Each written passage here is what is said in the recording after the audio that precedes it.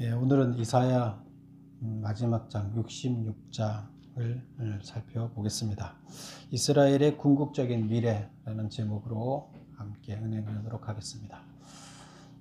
우리가 이사야를 1년 동안 지금 쭉 거의 해왔죠. 66장까지 있는데 그래도 한 주에 막 여러 장씩 하면서 끝냈어요. 안 그러면 2년 걸리는 거예요. 어떤 교회는 이거 한 번 하면 3년 걸리는 교회도 있더라고요. 그래서 우리는 스피드하게 이렇게 지나왔습니다.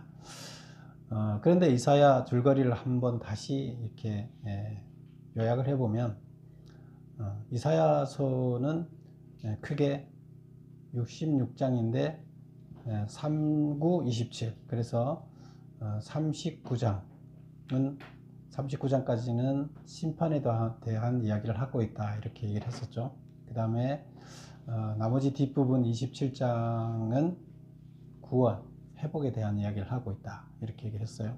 그리고 심판에 대한 이야기를 할 때 심판을 어떻게 이야기했냐면 맨 먼저 유다가 심판을 받아서 멸망할 것이다 하는 이야기를 먼저 했어요.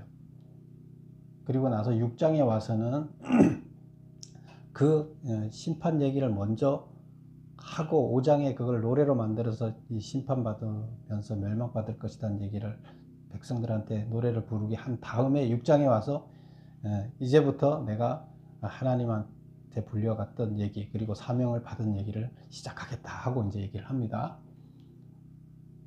그리고 하는 이야기가 뭐냐면 유다만이 아니라 이스라엘 전체가 또 심판을 받을 것이다 하는 얘기를 해요. 그리고 그 다음에 또 심판 얘기를 또 하는데 어디 심판 얘기를 하냐면 열방이 심판을 받을 것이다 이런 얘기를 해요. 그럼 이제 심판을 유다 입장에서는 유다가 열방에도 포함되고 이스라엘에도 포함되죠. 그러니까 유다는 몇 번 심판을 얘기를 한 거예요? 제일 처음에 유다만 심판 얘기를 했죠. 남유다 북이스라엘 합쳐서 이스라엘 심판을 얘기했죠. 그리고 열방을 심판하는데 열방 안에 이스라엘도 들어가잖아요. 12개 나라 얘기할 때 거기에도 북이스라엘 남유다 다 들어가죠.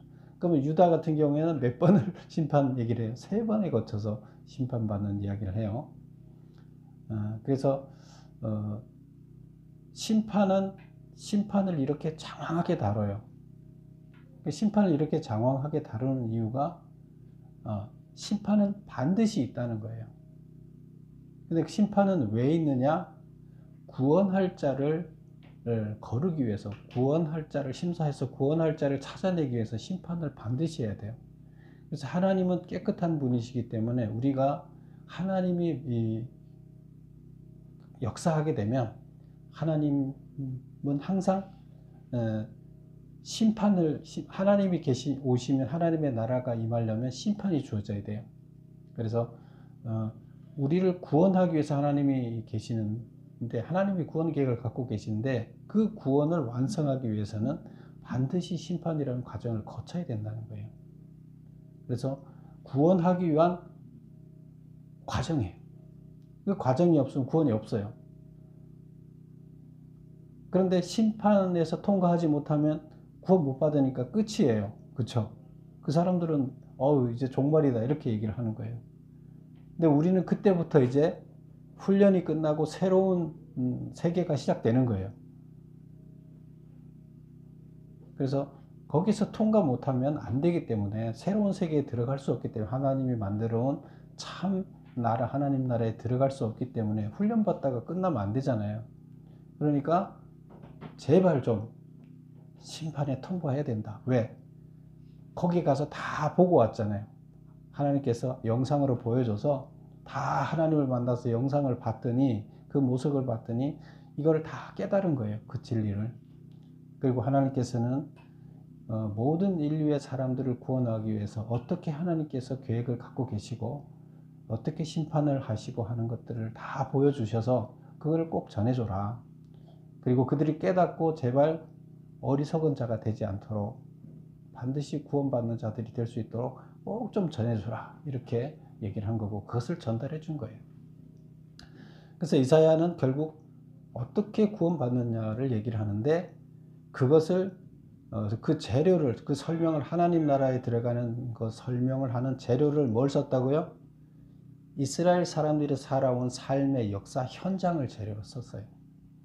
그것을 재료로 써서 그것의 설명을 다 해서 이렇게 하면 구원받고 지금까지 여러분이 살던 방식대로 이렇게 살면 구원 못 받습니다. 망합니다. 이런 얘기를 하게 되는 거죠. 그래서 오늘은 이제 그 결론 부분, 마지막 장은 이제 결론이 되겠죠. 결론에 대해서 뭘 얘기를 할까요? 제목을 보면 이스라엘의 궁극적인 미래. 궁극적인 미래는 결국 뭐예요? 역사 가운데 미래는 이스라엘이 포로로 잡혀갔다가 예루살렘이 회복돼서 다시 돌아와서 회복되는, 이스라엘이 회복되는 그런 이야기지만, 실제적으로 이것은 궁극적으로는 이스라엘이 하나님 나라에 들어가는 사람들이, 다 이스라엘 백성들이 하나님 나라에 들어가는 사람들이 돼야 된다는 거죠. 그래서 그 얘기를 하는 거예요. 이게 궁극적인 미래예요. 그래서 이스라엘의 미래는 곧 교회의 미래죠. 우리 모두들의 교회의 미래가 돼요. 그래서 이 미래를 우리는 다 누려야 된다, 그 얘기가 돼요. 그럼 그 미래 누리는 것도 어떻게 누릴 수 있느냐? 그 마지막 장에서 미래에 대해서 언급을 해주고 있습니다. 근데 이사야는 항상 어떤 구조를 쓰나 하면, 설명을 할 때 심판 이야기를 어디서든 반드시 해요. 무슨 장에서는 심판 얘기를 반드시 하고, 거기서 심판 얘기로 끝나지 않고 거기서 또 구원 얘기를 같이 언급을 해요. 그래서 심판에 관한 이야기를 중점적으로 할 때는 39장까지는 심판 얘기를 더 많이 하고 구원 얘기를 살짝 하고, 그 다음에 뒤쪽에 와서는 심판 얘기는 짧게 하고 구원 얘기를 길게 하죠. 근데 여기도 결론 부분에서도 심판과 구원 얘기가 다 들어가 있어요. 그래서 구조는 똑같이 심판과 구원을 동시에 항상 얘기를 하고 있는데, 표현 방법은 달리 표현을 하고 있다. 그래서 첫 장부터 끝까지 지금 심판과 구원을 계속 얘기한 거예요. 마지막 장에도 똑같이 얘기를 합니다. 주제는 하나예요. 구원받는 방법. 구원 받아야 된다, 반드시. 그리고 거기 들어가야 된다, 그거예요. 자, 그러면 우리 오늘 1번부터 한번 보겠습니다.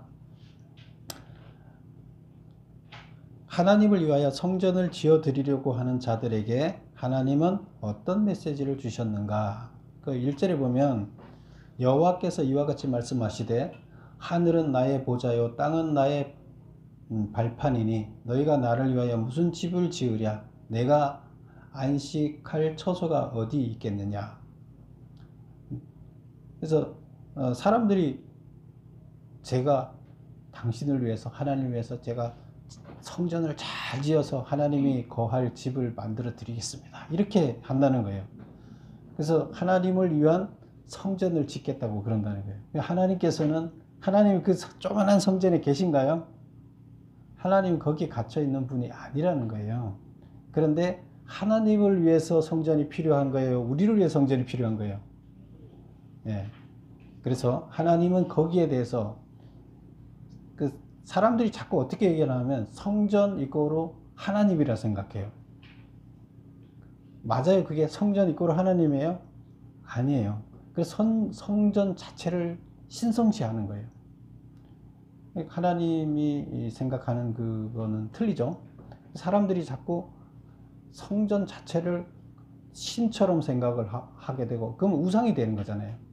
그렇게 하지 말라는 겁니다. 그래서 하나님이 여기에 대해서 어떻게 얘기하시느냐, 지금 그 보면 나는 하늘은 나의 보좌요 땅은 나의 발판이다.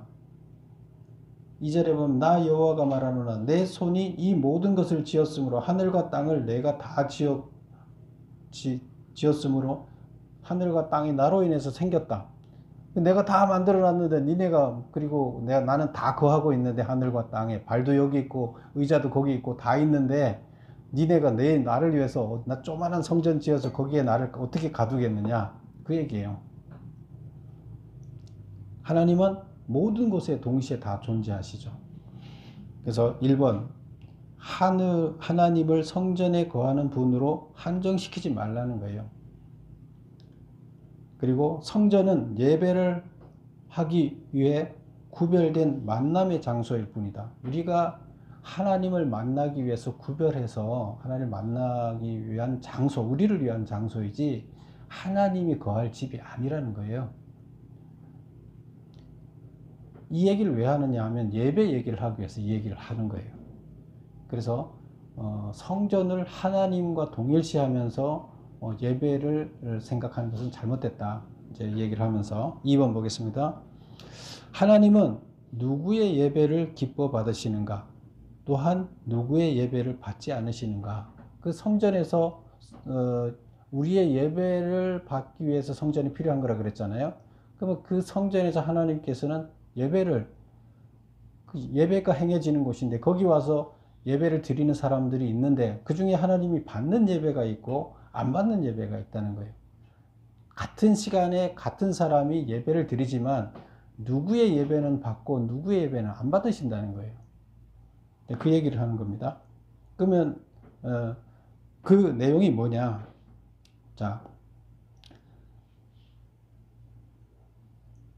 2절의 그 중간에 보면 무릇 마음이 가난하고 심령에 통회하며 내 말을 듣고 떠는 자 그 사람은 내가 돌보려니. 이 사람의 기도는 듣겠다는 거예요. 예배는 받겠다는 거예요. 누구요? 마음이 가난하고 심령이 통회하고 내 말을 듣고 떠는 자. 이런 자가 예배 드리는 것은 하나님이 받겠다는 거예요. 그럼 그런 자가 어떤 자냐? 배워보겠습니다. 마음이 가난하다는 것은 가난하다는 것은 뭐가 없다는 뜻이잖아요. 그 부자라는 것은 뭐가 있다는 뜻이잖아요. 그럼 우리가 마음이 가난하다는 것을 성경에서 많이 얘기하죠. 그럼 그 마음이 가난하다는 게 뭐냐 하면 뭐가 없는 거냐? 나한테 자신이 없는 거예요. 무슨 자신? 내가 내 죄를 해결할 능력이 없는 것을 내가 깨닫는 거예요. 그러니까 내가 능력자이 아니에요. 나 그 능력이 없어요. 가난해요. 내 죄 문제를 해결할 능력이 없어요. 그래서 나는 죄 문제를 해결하는 데 있어서 나는 가난한 자예요. 내가 죄 문제를 해결하지 못하면 하나님 앞에 온전히 서지 못하고 구원 못 받잖아요. 하나님 앞에 죄인이잖아요. 우리가 어디 가든 죄인으로 서면은 죄 져갖고 교도소 간다든가 뭐 죄를 써서 언제 나를 지금 구속시킬지 모른다든가 그러면 불안하잖아요. 항상 벌벌 떠는 거잖아요. 그런 자, 가난한 자라는 거예요. 항상 죄 때문에 두려움에 떠는 자, 떳떳할 수가 없죠. 그런 자는 내가 죄 문제를 스스로 해결하지 못하고 죄에 얽매여 있다고 나를 인식하게 되면 나는 가난한 자예요. 그런데 난 죄진 거 하나도 없어. 나는 떳떳해. 이렇게 생각하는 자, 내가 죄 문제 다 해결할 수 있어. 이렇게 생각하는 자는 부자라는 거예요. 그런데 하나님은 마음이 가난한 자, 우리 인간이 죄 문제를 해결할 수 없다는 거 하나님 알고 있어요. 그거를 알고 겸손하게 자기 죄인이라고 깨닫고 있는 자를 하나님께서 그런 심정으로 하나님 앞에 나오면 그 예배를 받겠다는 거예요. 그 다음에 그래서 죄 문제를 해결할 능력이 없음을 깨달은 상태, 그게 가난한 상태예요. 그 다음에 심령이 통회하는 것, 죄 문제를 해결 못했으니까 하나님 앞에 나와서 죄 문제 때문에 가슴을 찢어야 되겠죠. 내가 죄인이니까 용서해달라고 그래야 살려줄 거 아니에요. 내가 살려면 하나님한테 용서해달라 그리고 내가 돌아서야 될 거 아니에요. 그러면 그냥 용서하고 나 앞으로 또 죄 짓겠어. 과거의 죄를 용서해 주십시오. 그런데 앞으로는 또 죄 짓겠어. 이러면 용서해 줄까요? 나 앞으로 절대로 과거에 했던 죄를 안 짓 테니까 용서해 주십시오. 이래야 죄를 용서해 줄 거 아니에요. 이게 통회예요. 돌아서겠다는 거예요. 회개하는 거예요. 하나님 앞에 회개하고 내가 삶을 바꾸겠다. 죄로부터 돌아서는 삶을 살겠다. 이런 심정을 가진 사람을 기도를 받겠다는 거예요. 그 다음에 세 번째, 내 말을 듣고 떠나는 자. 내 말을 듣고 떠는 자. 이것은 말씀을 너무 소중히 생각해서 그 말씀을 두려움으로 받는 거예요. 내가 이 말씀을 제대로 지킬 수 있을까? 이거를 내가 안 지키면 큰일 나는데 하고 그 말씀을 정말 두려움으로 받는 자. 들으면 지킬 생각도 안 하고 이건 두려움을 받는 게 아니죠. 근데 너무 소중하면, 너무 중요하면 우리가 그거 금덩어리 이만한 거 있으면 여러분 그거 소중하죠? 그러면 아주 그냥 고이고이 간직하겠죠. 두려움으로 어디다 누가 뺏어갈까봐 감추겠죠. 그렇게 소중하게 말씀을 생각하고 두려움에 떠는 자, 지키려고 노력하는 자, 이런 얘기예요. 그런 자를 하나님께서는, 그런 마음을 가진 자의 예배는 받겠다는 거예요. 그러면 예배 안 받겠다는 사람은 어떤 예배를 안 받느냐? 자, 3절 한번 볼까요? 소를 잡아들이는 것은 살인함과 다름이 없이 하고, 소를 잡아서 하나님 앞에 그 희생 제물을 드리고 자기 죄를 소 머리에다가 얹고 소를 잡아서 드리잖아요. 희생 제사를 드리고 나서 드리는 것을 어떻게 하나 하면 살인함과 다름이 없이 한다. 사람이 사람을 죽이는 것처럼 한다는 거예요. 이거는 하나님의 마음을 담아서 예배하지 않고 그냥 의식만 행한다는 뜻이에요. 하나님을 향한 마음이 없이, 하나님을 경외하는 마음이 없이 그냥 의식만, 소 잡아서 주는 거, 소를 살인하는 거에 불과한 거예요. 근데 그런 예배를 드리는 자 안 받겠다는 거예요. 그 다음에 어린 양으로 제사를 드리는 것은 개의 목을 꺾는 것과 같다. 어린 양으로 희생 제사를 원래 드릴 때 자기 죄를 져서 자기 죄를 그 양 머리에다가 안수하고, 내가 죽어야 할 양처럼 죽어야 하는데 대신 양이 죽습니다. 저 지금 죽습니다 하고 이제 회개해야 되잖아요. 그런데 그런 게 없이 그냥 양만 찍 드리고 마음의 변화가 하나도 없는 사람은 하나님이 가장 싫어하는 개를 잡아갖고 하나님한테 제사 드리는 거나 마찬가지라는 거예요. 그럼 하나님한테 모욕을 주는 거죠. 하나님이 개는 싫어하는데 먹어도 안 되는 거라 그러는데 그걸 하나님한테 제사로 드린다는 거예요. 못 먹는 것을. 하나님 모욕하는 거죠. 그런 말이에요. 그 다음에 또 뭐예요? 드리는 예물은 돼지의 피와 다름이 없이 하고, 그래서 여기서 모세오경에서 그 돼지고기는 먹지 말라 그랬어요. 그 색임질을 하는 그 것은 먹어도 되는데 돼지가 색임질을 안 해요. 소는 색임질을 하죠. 근데 발이 이렇게 굽이 갈라진 것은 먹어도 되는데 돼지는 굽이 안 갈라져 있어요. 그래서 이 두 가지가 안 되는 것들은 부정한 것이니까 먹지 말라 이렇게 했는데, 근데 하나님을 섬기는 자들이 부정한 그 동물을 먹으면 안 된다 이렇게 했는데 그 부정한 동물을 어떻게 한다는 거예요? 하나님한테 제사상에 올려놓고 드린다는 거예요. 말이 안 되는 거죠. 하나님 모욕하는 거죠. 이런 거라는 거예요. 뭐 하는 것이? 드리는 돼지를 드리는 것처럼 예물을 아무 하나님에 대한 감사하는 마음 없이 그냥 예물만 형식적으로 드린다. 다 같은 얘기예요. 소를 드릴 때나 양을 드릴 때나 예물을 드릴 때 항상 하나님한테 감사하는 마음으로, 그 다음에 회개하는 마음으로 드려야 되는데, 그렇지 않고 의식만 행하는 예배는 받지 않겠다, 이런 얘기가 되는 겁니다. 그래서 그들은 자기의 길을 택하며 그들의 마음은 가증한 것을 기뻐하며, 가증하다는 것을 아주 싫어하는, 하나님께서 싫어하는 그런 것들을 좋아한다.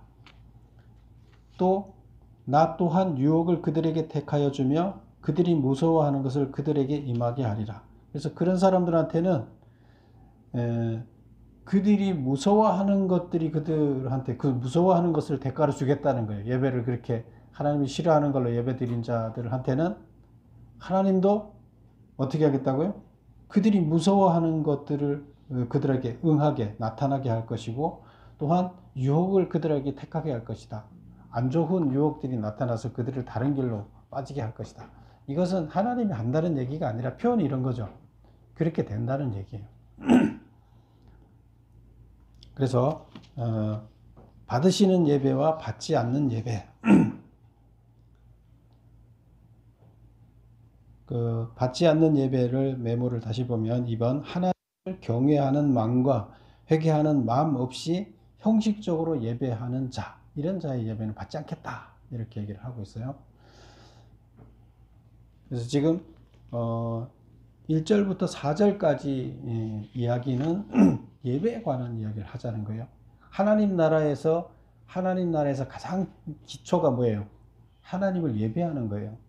하나님을 예배하는 건데 근데 하나님을 예배하기 위해서는 이제 성전이 필요하고 그 성전이라는 장소에서 하나님을 만나는 장소인데 거기가 필요하고 그 다음에 하나님을 어떻게 예배해야 되는지 예배하는 자세가 필요한 거죠. 근데 이런 것을 제대로 갖춰야 된다. 이런 얘기를 하고 있습니다. 그 다음에 3번 보면 이사야가 말씀으로 말미암아 떠는 자에게 전하는 위로의 내용은 무엇인가? 그래서 5절에서 8절 이야기인데요. 5절, 6절 얘기인데요. 5절 한번 볼까요? 여호와의 말씀으로 말미암아 떠는 자. 아까 말씀드렸죠. 여호와의 말씀으로 떠는 자라는 건 뭐예요? 여호와의 말씀이 너무 소중해서 그거를 혹시 잘 지키지 못할까봐 두려움에 떠는 자. 어떻게 하든 제대로 지켜보려고 두려움에 떠는 자. 그래서 말씀으로 말미암아 떠는 자들아 그의 말씀을 들을지어다. 하나님 말씀을 들어라. 이르시되 너의 형제가 너희를 미워하며 내 이름으로 말미암아 너희를 쫓아내며 이르기를 여호와께서 영광을 나타내사 너희 기쁨을 우리에게 보이기를 원하노라 하였으나 그들은 수치를 당하리라 하셨느니라. 이게 무슨 말일까요? 여기 보면 하나님을 잘 경외하는 자들아. 그래서 하나님이 예배를 받는 자들, 이게 좋은 자들이죠. 하나님이 보는 훌륭한 삶을 사는 자들이죠. 이런 자들한테 말을 하는 거예요. 이런 자들아, 훌륭한 자들아, 뭘 하라고 얘기를 하는 거예요? 동사가 뭐? 들을지어다. 하나님이 내가 말하는데 들을지어다. 너의 형제가 너희를 미워하며 내 이름으로 말미암아 너희를 쫓아내며 너희 형제가 너를 미워하며 이 너희 형제라는 것은 하나님을 제대로 믿지 않는 형제들이 그 예배를 하나님이 싫어하는 예배를 드리는 자들이 너희를 미워하며 제대로 예배 드리는 자를 미워하며 내 이름으로 말미암아 너희를 쫓아내며 하나님의 이름 때문에 너를 쫓아낸다는 거예요. 그래서 교회에서 제대로 안 믿는 사람들은 제대로 믿는 사람들을 싫어해요. 그렇죠? 그래서 요란을 떤다. 뭘 그래 이렇게 하면서 제대로 믿는 사람들을 쫓아낸다는 거예요. 그런데 그 제대로 믿는 사람들은 적고 제대로 믿지 않는 사람들은 세력이 많죠. 그러면 제대로 믿는 사람들은 항상 어떻게 돼요? 거기서 숫자도 적고 이 세력이 없어요. 하나님은 몇 명 소수의 예배를 받지만 교회 안에서 행사하는 그 세력들은 하나님이 싫어하는 자들이 세력을 행사를 하는 거예요. 그래서 여기서 그 얘기예요. 너희를 미워하며 내 이름으로 말미암아 하나님을 잘 섬기는 것 때문에 너희들을 쫓아내서 너희들이 쫓겨난다는 거예요. 잘 믿는 사람들이 교회에서 쫓겨난다는 거예요. 그런데 그렇게 쫓아내면서 걔네들이 뭐라 얘기하느냐? 여호와께서는 영광을 나타내사 너희 기쁨을 우리에게 보이게 하기를 원하노라. 이거는 이제 비우는 얘기예요.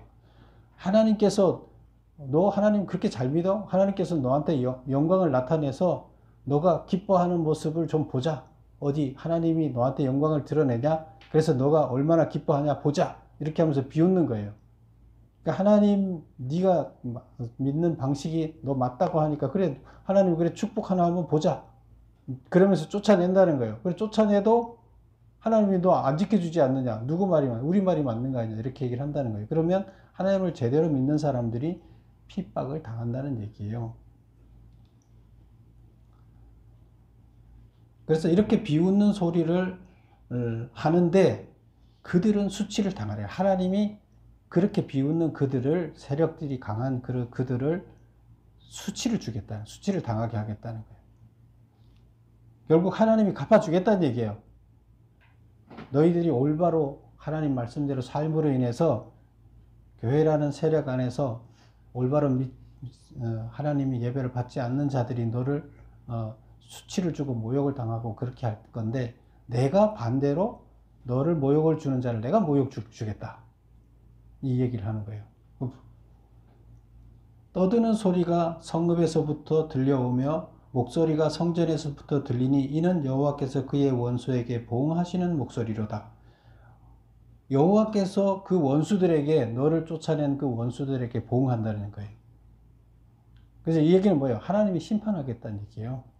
그런 자들을. 결국 마지막 심판날에 그들은 심판받고, 그 전까지, 추수날 전까지는 심판을 안 한다 그랬죠. 그냥 징계만 하고, 마지막 심판에는, 추수날에는 그들을 싹 베어서 버린다는 거죠. 그래, 심판하겠다. 그러니까 너희들은 어떻게 하라? 그냥 굳건하게, 그들이 뭐라 하더라도 하나님 뜻대로 굳건하게 살아라. 내가 예배를 잘 받고 내가 너희들을 보응해 줄 것이다. 원수 갚아 줄 거다. 그리고 너희들을 구원해 줄 거다. 이런 얘기죠. 내가 너희를 응원한다. 이 얘기입니다. 메모 3번. 이사야가 말씀으로 말미암아 떠는 자, 남은 자에게 전하는 위로의 내용은 뭔가? 하나님을 온전히 따르는 자들을 핍박하고 조롱하는 자들을 하나님이 개입하여 심판할 것이다 하면서 하나님께서 위로를 해 주신다는 거예요. 4번 보겠습니다. 시온이 전혀 고통 없이 순식간에 낳은 아들은 무엇을 의미하는가? 이제 7절, 9절 보면, 7절에 보면 시온은 진통을 하기 전에 해산하며, 시온은 그 예루살렘 성이 있는 산이라 그랬죠. 그래서 이스라엘의 대명사, 예루살렘의 대명사, 시온도 이스라엘의 대명사, 예루살렘도 이스라엘의 대명사. 이름은 아무거나 막 쓰는, 그렇게 보면 되고요. 그래서 이스라엘이라고 보면 돼요. 이스라엘은 진통하기 전에 해산하며, 고통을 당하기 전에 남자아이를 낳는다는 거예요. 그래서 이게 무슨 말이냐. 조금 더 보면, 이러한 일을 들은 자가 누구이며 이러한 일을 본 자가 누구냐. 그래서 곧 그 시온이 진통을 하지 않고 애를 낳아요. 그 다음에 고통을 당하기 전에 남자를 낳는다는 거예요. 그냥 하나도 고통 없이 갑자기 애가 생긴 거예요. 덜컥 나버렸어요. 가능한 얘기예요? 근데 8절에 보면 이러한 일을 들은 자가 누구냐? 이렇게 된다는 것을 들은 자가 누구냐? 이러한 일을 본 자가 누구냐? 나라가 어찌 하루에 생기며 민족이 어찌 한순간에 태어나겠느냐? 이게 설명이 되는 거죠. 나라가 한순간에 생겼다는 거예요. 고통도 없이 애를 갑자기, 임신의 고통도 없이, 출산의 고통도 없이 애가 갑자기 생기듯이 나라가 갑자기 생기고 민족이 갑자기 생겼다는 거예요. 이건 뭐예요? 포로로 잡혀갔던, 없어졌던 나라가 다시 회복됐다는 얘기를 이렇게 설명하는 거죠. 이스라엘이. 그래서 어찌 한순간에 태어나겠느냐? 그러나 시온은 진통하는 즉시 그 아들을 순산하였도다. 여호와께서 이르시되 내가 아이를 갖도록 하였은즉 해산하게 하지 않겠느냐? 내 하나님이 이르시되 나는 해산하게 하는 이인즉 어찌 태를 닫겠느냐? 그래서 내가 해산하게 내가 해놔서 너희들은 해산했다. 포로로부터 어떻게 됐다? 해방돼서, 나라가 없다가 나라가 생겼잖아요. 나라가 생긴 건 아들을 낳은 거예요. 그래서 그 얘기예요. 그래서 메모 보겠습니다. 시온이 전혀 고통 없이 순식간에 낳은 아들은 무엇을 의미하는가? 역사적으로는 바벨론 포로로부터 회복된 이스라엘을 의미하나, 궁극적으로는 새롭게 태동하여 확장될 교회, 신약에 와서 교회가 이게 되는 거고, 또 더 궁극적으로는 하나님 나라가 되는 거예요. 그래서 여기서는 역사적으로는 그렇지만 궁극적으로는 교회와 하나님 나라를 의미한다. 이렇게 봅니다. 그래서 하나님께서 계획을 세워놔서 다 이렇게 태동하게 돼 있다. 하나님의 교회가 태동을 하고 발전을 하게 돼 있다. 이런 얘기를 하는 겁니다. 5번 보겠습니다. 예루살렘을 사랑하는 자들, 남은 자죠. 그 회복된 예루살렘으로 인해 기쁨을 누리게 될 것을 예언하고 있다. 그래서 이스라엘이 이제 회복됐다는 얘기를 아들이 갑자기 생긴 것처럼 이렇게 표현을 했는데요. 예루살렘을 사랑하는 자들은 누굴까요? 이스라엘 백성들이 포로로 잡혀가 있다가 거기서 하나님을 믿기로 하고 하나님을 온전히 믿겠다고 회개하고 돌아서서 있던 사람들은 남은 자죠. 근데 그 사람들이 간절히 이스라엘이 회복되기를 바랐었죠.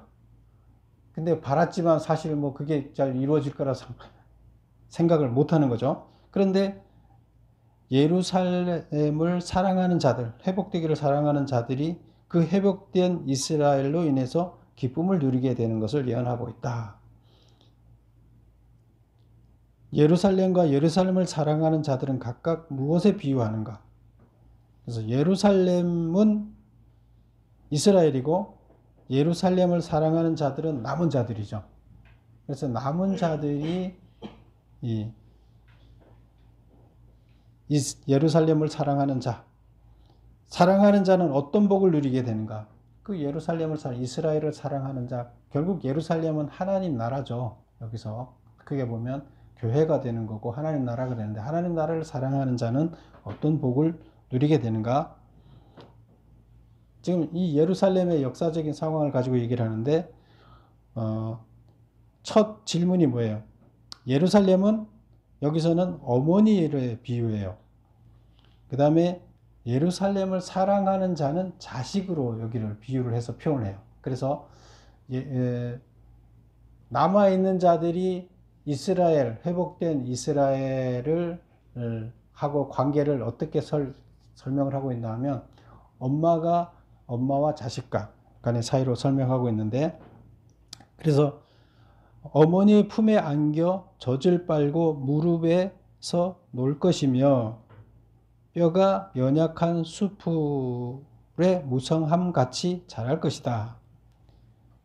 그래서 그 남아있는 자, 회복된 자들이 어머니 품에서, 이스라엘 품에 안겨서 젖을 빨면서 무릎에 앉아서 노는데, 뼈가 연약한 숲이 갑자기 뭐 며칠 안 지나서 확 무성하게 자라죠. 새싹들이.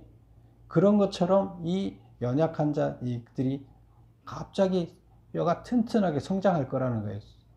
풀이 자라듯이 아주 급속히 성장할 거라는 얘기예요. 이거는 남은 자들이 성장할 거라는 것은 성도들이 성장하는 거죠. 교회들이 많아질 것이다. 남은 자들이 많아질 것이다. 이제 이 얘기를 하는 거죠. 그래서 교회가 성장할 것이라는 얘기를 이렇게 예를 들고 있습니다.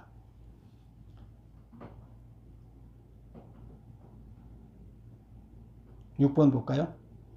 심판하러 오시는 하나님의 모습은 어떠한가? 어떻게 심판하시는가?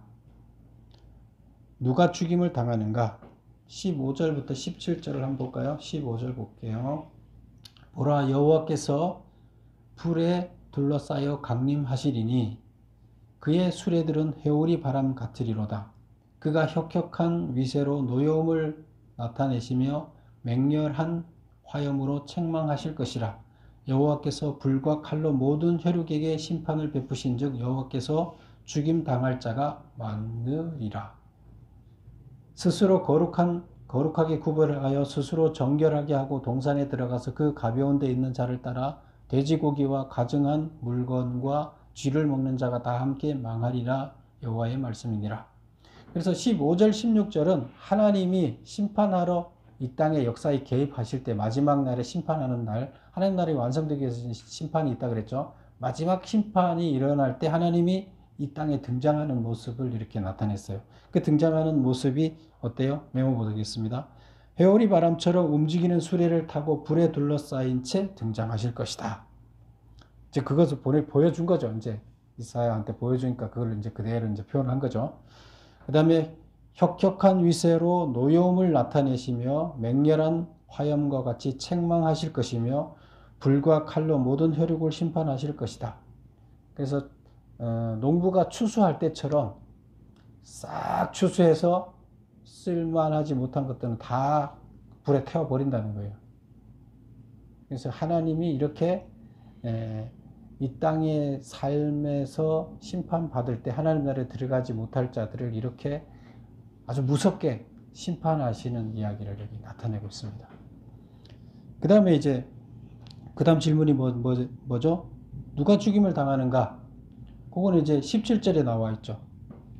스스로 거룩하게 구별하여 스스로 정결하게 하고 동산에 들어가서, 여기 앞에 거 보면은 좋은 얘기 같죠. 스스로 거룩하게 구별하며 스스로 정결하게 하고, 우상을 섬기는 자들도 이렇게 자기를 정결하게 하는 거예요. 그렇죠? 무당들이 새벽 예배 드리려고 어떻게 해요? 목욕제기 하고 새벽 예배 하잖아요. 우린 목욕제기 안 하고 새벽 예배 하잖아요. 세수만 하고 하잖아요. 그렇게 그냥 자기들이 섬기는 우상을 위해서 이렇게 자기 스스로를 정결하게 한다는 그런 뜻이에요. 그 다음에 보면 여기까지 보면 하나님을 믿는 자인지 우상 섬기는 자인지 몰라요. 그런데 그 다음 보면 동산에 들어가서 그 가운데에 있는 자를 따라. 동산에 들어간다는 것은 뭐라 그랬어요? 성전이 아니라 동산은 산당을 얘기한다 그랬죠. 그래서 우리나라로 보면 성황당 같이 신전을 지어놓고 거기 가서 우상을 섬기는 그 제사를 지내는 거예요. 그것을 뭐라 그래요? 동산이라고. 그 성황당 같은 데 보면 나무들이 무성하게 자라있고 그러죠. 거기도 마찬가지예요. 그래서 그 가운데 있는 자를 따라 돼지고기와 가증한 물건과 쥐를 먹는 자. 하나님이 싫어하는 것들, 우상들이 좋아하고 하나님이 싫어하는 것들을 제물로 드리는 자. 그래서 우상 섬기는 걸 얘기를 해요. 우상 섬기는 자들, 그들은 어떻게 해야 된다? 죽임을 당할 것이다. 함께 망하리라. 이렇게 얘기를 하죠. 그러니까 여호와께서 심판하니까 그들을 다 망하도록 하겠다. 이제 그 얘기입니다. 그래서 여기까지 보면 처음에 뭔 얘기를 했어요? 우리가 앞에서 처음에 1절부터 4절까지 쭉 얘기를 할 때는 하나님한테 참 예배를 드려서 하나님이 기뻐하는 예배를 드리는 자 이야기를 했어요. 그 어떤 예배를 하나님께서 받으신다. 하나님 나라는 예배를 하는 곳이기 때문에 그 하나님 나라가 어때야 되는가 하는 거를 이제 얘기를 하는 거고요. 그 다음에 두 번째는 5절부터 이제 쭉 나오는 이야기는 온전하게 사는 자, 하나님의 뜻에 따라서 온전하게 사는 자들한테 하나님께서 위로해 주시고 그들을 기쁘게 해 주신다. 다 회복시켜 주신다. 그렇게 얘기를 했죠. 그래서 예루살렘을 회복해 줄 테니까 거기서 아주 기쁘게 살아라.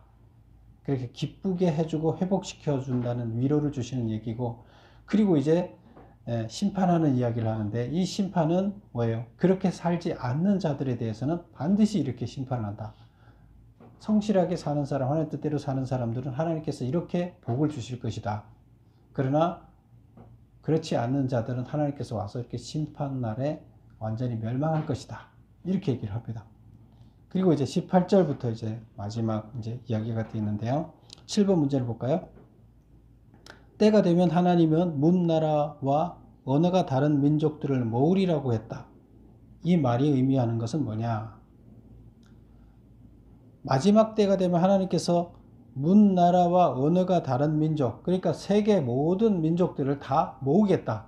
구원하기 위해서 다 모으겠다. 모아서 심판하고 구원하기 위해서 심판해야 되죠. 그럼 다 모아서 심판하겠다. 그리고 모으겠다는 얘기는 구원하겠다는 얘기죠. 메모 보겠습니다.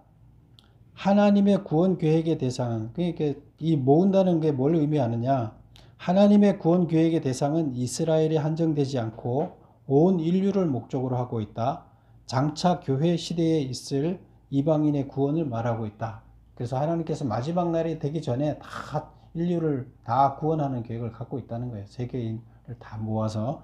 그래서 이제 이거는 교회 시대가 되는 거죠. 신약 시대에. 8번 보겠습니다. 그들을 통해서 구원을 행하신다고 했다. 그들은 누구인가? 여기 보면 18절에서부터 20절까지 보면 내가 그들의 행위와 사상을 아노라. 때가 이르면 문나라와 언어가 다른 민족들을 모으리니 그들이 와서 나의 영광을 볼 것이며, 또 19절 보면 내가 그들 가운데서 징조를 세워서 그들 가운데서 도피한 자를 여러 나라에 보내서 끝에 보면 나의 영광을 문나라에 전파하겠다. 전도를 하겠다는 거예요. 그래서 전도를 해서 그 사람들을 통해서 20절에 보면 마지막에 보면 여호와께 예물로 드리겠다. 이방에 있는 사람들을 구원을 해서 예물로 하나님한테 예물로 드리겠다는 거예요. 구원자를. 이스라엘 백성들이 하나님 앞에 예물을 드리듯이 그들이 가서 이방에 있는 사람들을 데리고 와서 하나님 앞에 예물을 드린다. 구원해서 하나님 앞에 올려드린다. 이런 뜻이에요. 그렇죠? 근데 그들이 누구냐? 여기서 그들이 그 일을 한다는 거예요. 세계를 구원하는 일을 그들이 한다는 거예요. 근데 그들이 누구냐? 여기서는 이제 학설이 나눠지는데요.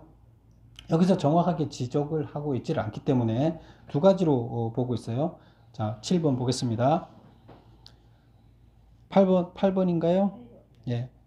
1차적으로 불러온 이방인들이라고 주장한다. 그래서 처음에 이방인들을 불러 세워서 그들을 가지고 온 세계의 사람들을 구원하겠다. 이렇게 주장하는 학설이 있고, 그 두 가지 학설이 대립하는데, 또 하나는 디아스포라, 세계로 흩어져 있는 디아스포라 유대인들을 통해서 구원하겠다. 이렇게 주장하는 학설. 여러분, 어느 게 맞는 것 같아요? 앞에 게 맞는 것 같아요? 뒤에 게 맞는 것 같아요? 지금 역사를 보면 우리는 알 수 있잖아요. 지금 세계 전도를 하는 게 어디예요? 유대교가 전도를 하나요? 네, 이방 나라들이 전도를 하고 있죠. 근데 학설은 이렇게 주장을 하고 있지만 이 현 역사를 보면 먼저 이방 나라를 구원을 해서 그 나라들을 세워서 다른 나라들을 구원하게 일을 한다. 이제 이런 얘기로 해석하는 게 맞습니다. 학자들은 이거 팽팽하게 대립을 하고 있어요. 그래서 어쨌건 하나님이 구원을 하는데 구원을 할 때 항상 누군가를 통해서 한다 그랬죠. 사람을 통해서 하는데 먼저 세운 이방 사람들을 통해서 다른 사람들을 구원하는 역사를, 그래서 온 인류를 다 구원하신다 이런 얘기를 하는 겁니다. 9번 보겠습니다. 열국에서 불러 모은 자들 가운데서 제사장과 레위인을 세우겠다고 했다. 이 말에 의미하는 것은 뭐냐? 자, 여기 어디 있느냐? 21절에 보면 나는 그 가운데서 예물로 드렸다 그랬어요. 먼저 그러니까 그 구원받은 자들이 다른 사람들을 구원해서 하나님 앞에 예물로 드렸어요. 그랬는데 하나님께서는 받은 그 예물 중에서 뭘 하겠다고 하느냐? 나는 그 가운데서 택하여 제사장과 레위인을 삼으리라. 원래 구약 시대에는 레위 지파만 이게 가능했어요. 이스라엘 백성들 중에서도 레위 지파만 가능했지 아무나 제사장 되지 못했잖아요. 근데 지금 여기는 아무나 세우겠다는 거예요. 어느 민족 가운데서도 하나님께서 세우겠다는 거예요. 이게 뭘 의미하느냐? 자, 모세 율법에 의하면 이스라엘 백성 중에서도 레위 지파만이 제사장과 레위인의 역할을 할 수 있었다. 그러나 메시아 시대가 되면 유대인과 이방인 간의 장벽이 무너진다는 사실을 표현하고 있다. 그래서 처음에 이스라엘 백성을 세운 것은 먼저 누군가를 먼저 뽑아야 되기 때문에 먼저 훈련을 시켜서 다른 사람들을 동화를 시켜야 되기 때문에 먼저 했다는 의미가 있다 그랬죠.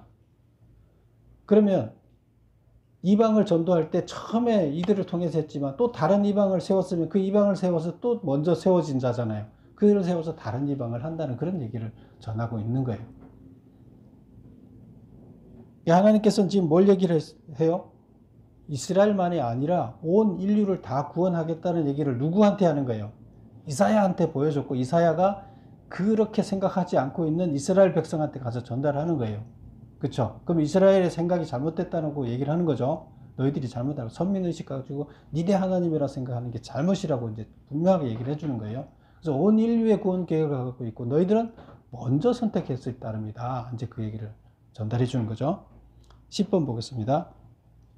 마지막 날 이후에 존재하는 두 부류의 사람들은 어떻게 묘사되어 있는가? 이제 결론 부분의 마지막에 22절부터 24절까지 이렇게 두 가지 사람들을 딱 보여주면서 끝납니다. 어떤 사람을 보여줄까요? 구원받은 자로서 예배드리고 있는 자 모습과 구원받지 못해서 죄 심판 가운데 있는 불구덩이 가운데 있는 사람들의 모습 두 가지를 딱 보여주면서 결론으로 맺습니다. 자, 한번 읽어볼까요? 22절. 내가 지을 새 하늘과 새 땅이 내 앞에 항상 있는 것 같이 너희 자손과 너희 이름이 항상 있으리라. 여호와의 말이니라. 여호와가 말하노라. 매월 초하루와 매 안식일에 모든 혈족이 내 앞에 나와 예배하리라. 이거 구원받은 자가 이제 새 하늘과 새 땅에서 예배하고 있는 모습을 하나 보여주죠. 그 다음에 보세요. 24절. 그들이 나가서 내게 패역한 자들의 시체들을 볼 것이라. 그래서 그 예배하는 자들이 밖에 나가 봤더니 하나님한테 패역을 행한 자들이 시체처럼 이렇게 뒹굴고 있는 것을 볼 건데 죽지 않죠, 그들은.